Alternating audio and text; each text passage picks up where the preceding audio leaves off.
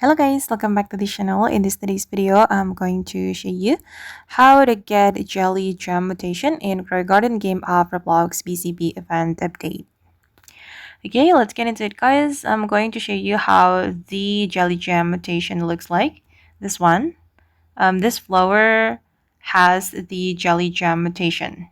And if you want to get the Jelly Gem Mutation guys, you need to have this cosmetic in your garden.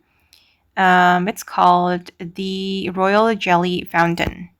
And to unlock this cosmetic, you need to go to the Royal Jelly shop and you can buy it with 800 Royal Jelly if I'm not mistaken.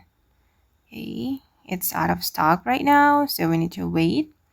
And this is the ability of the Royal Jelly Fountain. Periodically imbue your crops with the Jelly Gem Mutation. So this is a very special cosmetic and I think it's really worth to buy because this cosmetic has function guys. It's not only for the aesthetic thing, but it has function. Okay guys, and that's how you can get the Jelly Gem Mutation from the Royal Jelly Fountain in Garden Game of Roblox Bizzy Bee event update. I hope this video will be useful for you. Thank you so much for watching and bye!